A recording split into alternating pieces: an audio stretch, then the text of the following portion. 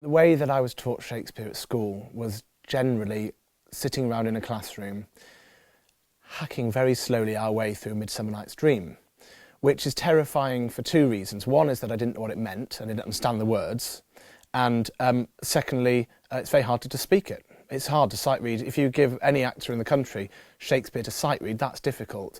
And I think the main thing that I've learned since then is that there's nothing wrong with finding it difficult.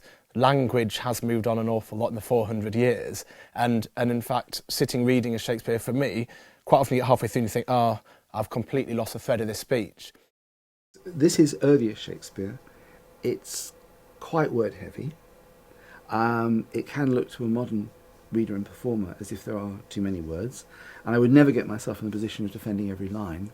I mean, Shakespeare nods, and there will be passages, if I was doing the whole of Romeo and Juliet, where I would certainly bring out the pencil and start cutting. On the other hand, our inclination to feel that you don't need as many words as this is also something we should actually worry a little bit about.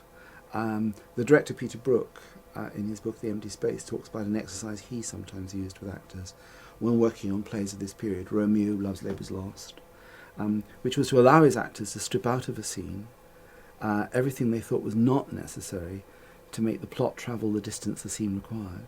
And that could strip it down to really bare bones.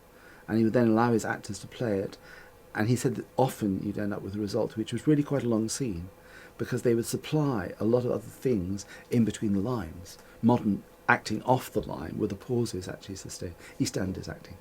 And what Brooke would then try to do would begin to smuggle lines back, saying, if you had this, would it add something? So the technique we use in rehearsal a lot is, what does this line add? Can you do without it? Is there a reason for having it? So I feel that maybe one approach, if you're sort of coming to Shakespeare either for the first time or you're studying it in some depth, is perhaps to look at a certain section in detail and really get to understand it. Use the appendices in the books, read all the notes and try and work out what they're saying. Because only then will you be able to start to find a shape to it, and that'll help you going forwards. The hardest thing by far is to think, right, I've got 3 hours, I'll read Hamlet. Holy St. Francis! What a change is here! Is Rosaline, that thou didst love so dear, so soon forsaken? Young men's love then lies not truly in their hearts, but in their eyes. So, for example, the long explosion by the fire, which begins, Holy St. Francis, what a change is here, is Rosaline, that thou didst love so dear, so soon forsaken.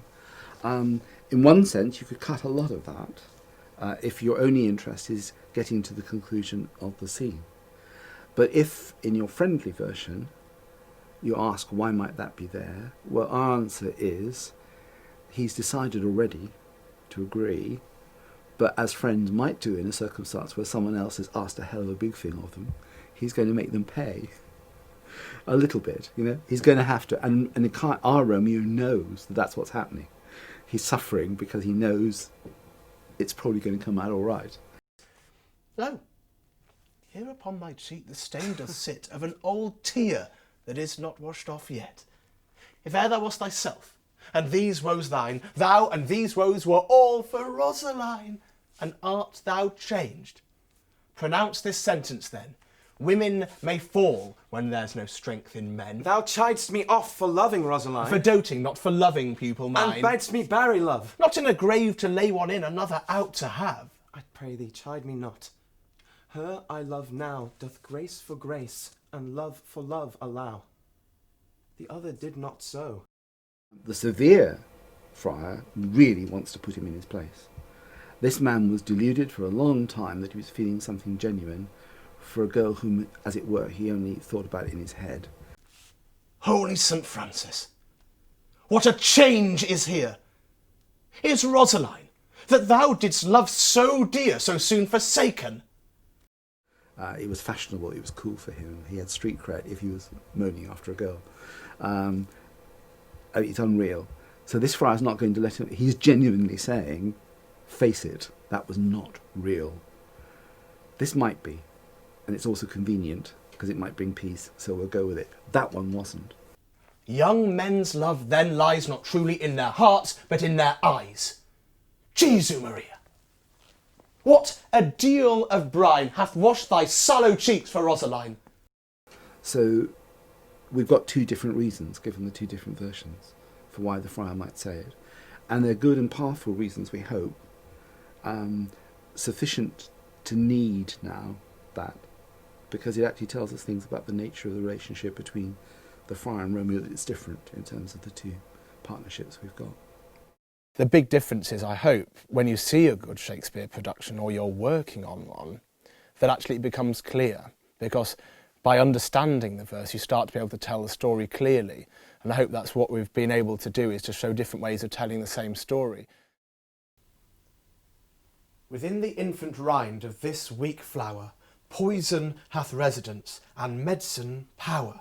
For this being smelt, with that part cheers each part. Being tasted, stays all senses with the heart.